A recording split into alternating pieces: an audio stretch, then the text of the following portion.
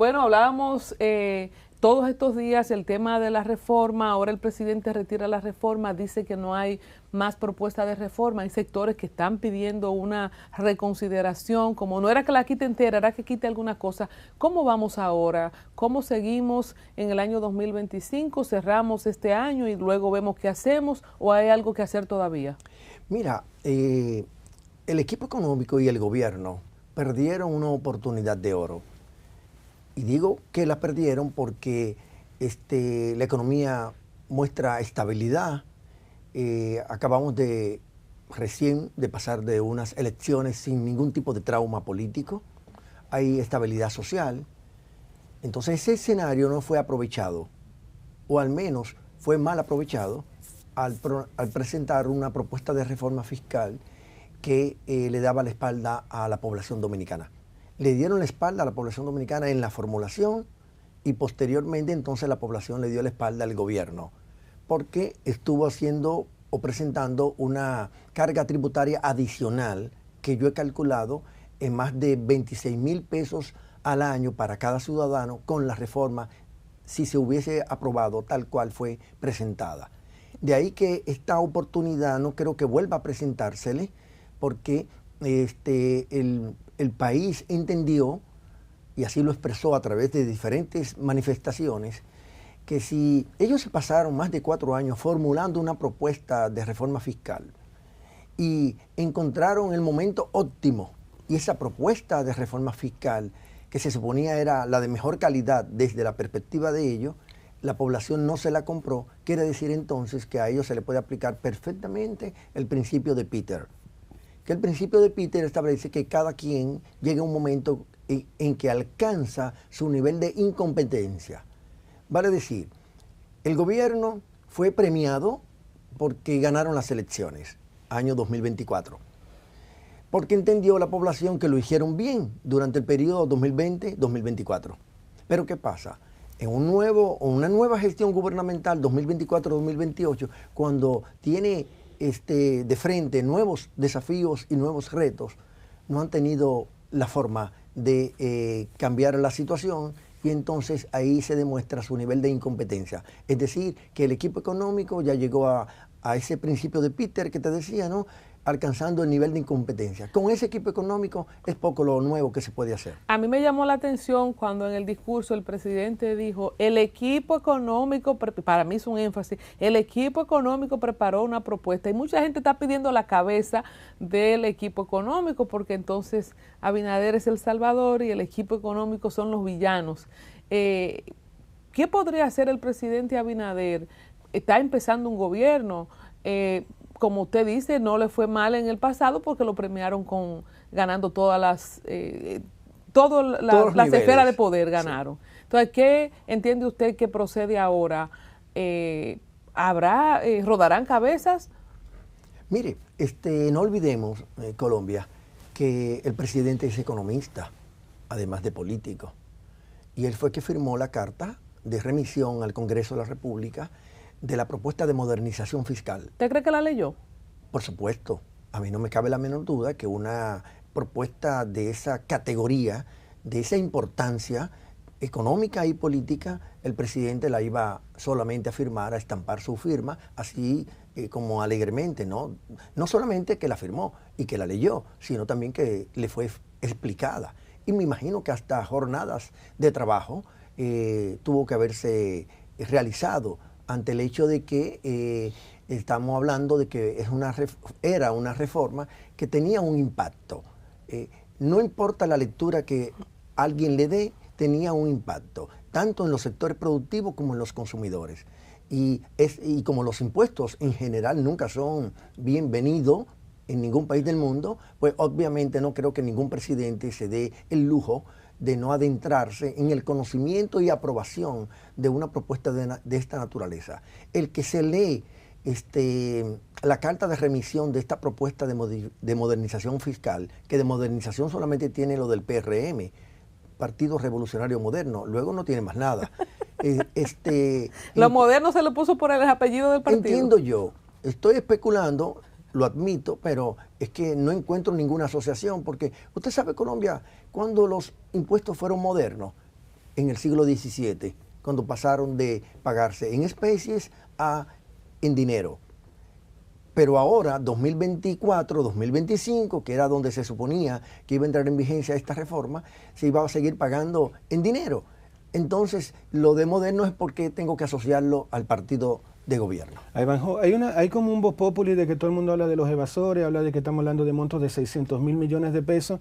Si sabemos cómo se llama y dónde vive el evasor, ¿por qué no se va directamente allí a buscar ese dinero? ¿Cuál es el pánico, el miedo? Es un tema, usted hablaba de ineficiencia administrativa, también yo lo podría ver como un cómplice. Si tú sabes que yo le debo un dinero a Colombia y la puedes ayudar, ¿por qué no va donde mí lo cobra? Es decir, ¿qué es lo que pasa realmente con el tema de la evasión? Usted ha sido 2 veces Contralor General de la República, y aparte de esa pregunta, yo estuve en Chile 23 años, el Contralor General de la República, el hombre que dice ahí para, esto no, esto sí, esto va a decir, es una figura casi independiente de los otros organismos del Estado, es quien cuida el dinero y quien cuida las formas en que se gasta el dinero. Pero desde que yo llegué hace casi 4 años, yo no escucho la figura del Contralor General de la República como una persona que cuida la plata, que cuida el dinero, que cuida las formas en que se gasta el dinero. He visto un despilfarro en temas que no corresponden con el buen actuar del funcionario público. Usted que ha sido 2 veces Contralor General, ¿qué está pasando con esa entidad en República Dominicana? Ojo, si bien es cierto que en la práctica internacional las contralorías o los sistemas de control tienen que ver con los gastos y los ingresos, en la República Dominicana, a pesar de que su ley se lo permite, en la práctica, por décadas, no estoy diciendo que es esta gestión gubernamental, sino todas, solamente se focaliza en el tema de los gastos. Cuando yo fui Contralor General de la República por primera vez, en la primera oportunidad, implementé un plan piloto para auditar el sistema de percepción de ingresos de la República Dominicana. Llegamos a hacer incluso 2 ejercicios y hasta lo publicamos. Hay un documento en la historia de la Contraloría que así lo recoge. Sin embargo, eso no se le dio continuidad. La Contraloría está llamada no solamente a fiscalizar el sistema de gasto público, sino también el sistema de percepción de ingresos, porque estamos hablando de recursos públicos. De todas maneras, como la práctica no le da ese respaldo, y hablo de práctica histórica, no estoy hablando de práctica momentánea, actual, coyuntural, sino práctica histórica, la responsabilidad recae en los organismos recaudadores. Estamos hablando de la Dirección General de Aduanas y la Dirección General de Impuestos Internos. Yo no estoy confiado en el anuncio que se hizo ayer de que se iba a hacer una jornada, un plan contra la evasión fiscal. ¿Qué es lo que pasa exactamente en República Dominicana con el tema de la evasión tributaria? ¿Por qué es tan alto el tema de la evasión? Si nos vamos, ¿quiénes son? ¿Dónde están? ¿Cómo fue? Si nos vamos a la historia, en el 2004 se anunció un plan contra la evasión. Luego, en el 2014, se anunció otro plan contra la evasión. Wow. Posteriormente, en el 2018, se anunció otro plan contra la evasión. Y ahora, en el 2024, se anuncia nueva vez, ante el fallido intento de la reforma fiscal o reforma tributaria, otro plan contra la evasión fiscal. Nunca he estado en la operatividad de las entidades que recaudan. Ahora, yo siempre me he preguntado, tal vez al igual que ustedes, que tienen válidas preocupaciones, de por qué no se publica de manera recurrente a los morosos o bien a los que evaden impuestos. Debería ser. Yo recuerdo que... Pero están identificados, Ivanhoe, porque para publicarlo hay que tenerlo identificado. Debe haber una base de datos, aunque tal vez no del todo completa, pero debe haber, no se estaría partiendo de cero, a mí no me cabe la menor duda. Y entonces es posible que un agente de retención en algún momento, por asuntos de discusión, de interpretación de ley, entre en una litis tributaria con las entidades competentes. Y bueno, por ese lado, tal vez cae o en el plano moroso o procura la vía de la elusión fiscal o simple y llanamente trata de evadirlo por cualquier vía. Pero una segunda vez no debe ocurrir. Entonces... Pero ayer decía Colombia, a un economista también, que ella siente, con un funcionario que vino, con Fabricio, le decía, yo siento que fue como todo o nada la propuesta, es decir, o me la aceptas tal como está, o yo la retiro, yo no voy a hacer nada más. Se ve como muy infantil. Porque pensábamos que iba a haber como una negociación, claro, porque ¿verdad? lo que dice Colombia es, por ejemplo, ok, mira, la ley de cine, podemos darle una mirada más tarde, perfecto, pero vamos al tema del turismo. Hay cadenas hoteleras, lo he dicho aquí públicamente, que llevan más de 40 años con la exención fiscal, que si tú vas y le dices, sabes que vamos a desmontar el incentivo, ¿ellos qué te van a decir? Bueno, no hay nada que hacer, sí, vamos para adelante. O te pueden decir, dame 3 años, dame 2 años. ¿Por qué no abordar lo que se puede abordar ya? Si me permite, tal vez en un minuto, en forma muy apretada, darle una explicación de carácter conceptual a este tema, a este punto. Yo no soy de lo que pienso que ellos podían, en esta coyuntura, confrontar. A mí me cabe la convicción, o tengo la convicción, de que ellos estaban seguros que podían pasar las reformas sin ningún tipo de tropiezos en el Congreso de la República. Y ellos jugaron... valga la redundancia, a la teoría de los juegos. Y dentro de la teoría de los juegos, a el juego de la gallina. ¿Qué significa? Que ante dos polos que pueden hacer colisión, y de ahí lo del juego de la gallina, el que someta más presión, más estrés al otro, hace y provoca que el otro se retire. Entonces... Wow. Como ellos tienen una mayoría, atiende el símil, como tienen una mayoría ganada en el Congreso, aunque es mecánica, pero es una mayoría ganada, en el Congreso de la República sabían que podían pasarla de inmediato. Fíjate que la dieron a conocer un lunes en la tarde, un martes en la mañana ya la habían sometido en el Congreso, en la Cámara de Diputados, y el miércoles ya había vista pública. Tenían todo preparado para ser aprobado en días, como pasó en Express. Como pasó con el tema de la reforma constitucional. Correcto. Pero ¿qué pasa? Pasó lo improbable. Lo que apareció la profe y dijo, el pueblo está así, el pueblo está así. Yo diría que apareció el efecto el primero fue el efecto o el impacto de lo improbable. Ellos no pensaban que podía acontecer lo que aconteció, que todo el pueblo le dio la espalda porque la propuesta le hicieron a espalda del pueblo. Pero pasó entonces lo inesperado, que ellos pudiendo prever de manera perfecta de que la reforma no iba a ser acogida por la población, porque está la experiencia del año 2021 de este mismo gobierno, en el que trataron de colocar a través del presupuesto del 2021, para entrar en vigencia en el 2022, el impuesto a los digitales y a las compras por la internet. Un paréntesis, ¿qué tanto va a recaudar en el tema de los $200? O sea, ¿qué tanto se puede recaudar? No es significativo. Pero para molestar tanto a esa población de clase media.